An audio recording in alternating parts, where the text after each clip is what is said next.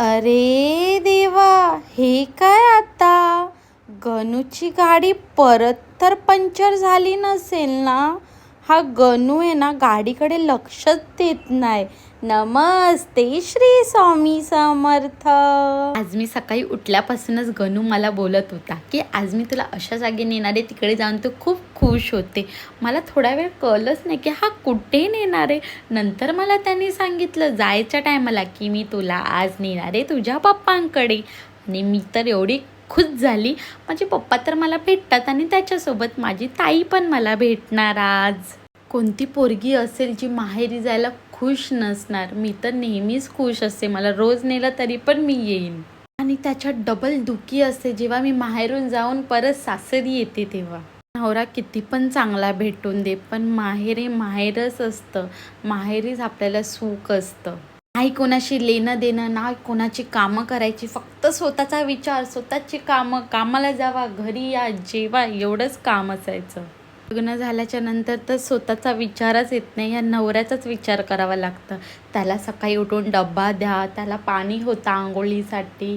बाप रे, एवढी कामं असतात ना. नंतर तो गेल्याच्या नंतर स्वतःसाठी काहीतरी बनवा. नंतर नवरा येणार, मग त्याच्यासाठी जेवणासाठी काहीतरी बनवा. मार्केटला जावा, भांडी घासा, कपडे धुवा, लादी पुसा, हेच कामं असतात. आता काय करणार? लग्न केले तर हे सगळे भोग तर भोगायलाच लागणार. मोबाईल व्हिडिओसाठी बाहेर काढल्याने की ह्या पोराचे नखरे चालू होतात. पप्पाच्या घरी पोचायच्या 15 मिनटं अगोदर इकडे आम्हाला डीमार्ट लागतं. मग आम्ही विचार केला की तिकडून थोडेसे कडधान्य घेऊन जाऊया. आणि इकडे मी बॅग सील पण करून घेतली.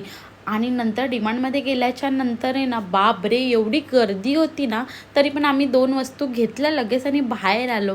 मग काय, मी इथे आईस्क्रीम खाल्ली आणि गणूने पॉपकॉर्न खाल्ले. आणि काय झालं माहिती आहे तुम्हाला? गणूने ना साधेवाले पॉपकॉर्न घेतलेले, पण त्याला ना चीज पॉपकॉर्न भेटले. इकडून घरी यायला निघाल्याच्या नंतर पप्पा ते इथे रस्त्यातच भेटले आम्हाला. आम्ही त्यांना विचारलं तुम्ही कुठे जात होतात? ते बोलले की मी गार्डनला राऊंड मारायला जात होतो. आम्ही बोललो अच्छा, बरं झालं आम्ही लवकर आलो. आणि त्यांनी काय केलं माहिती आहे? त्याच्या मित्रांना तिथेच सोडून दिलं. तो त्यांची तिकडेच वाट बघत होता. नंतर घरी आल्याच्या नंतर माझे भाऊजी आणि ताई पण होते. आणि मी ताईसाठी घेऊन आलेली आईस्क्रीम. मग आम्ही इकडे फॅमिली पॅक खाल्ला. माहेरी गेल्याच्या नंतर माझा नवरा एवढा साध्यासारखा वागतो ना. नंतर आम्ही इथे जेवण केलं आणि माझ्या पप्पानी माझ्यासाठी कढी केलेली. माझे पप्पा एवढी सुंदर कढी करतात ना. आणि ही मच्छी तर एवढी फ्रेश होती ना. चला भेटूया नेक्स्ट ब्लॉगमध्ये. बाय.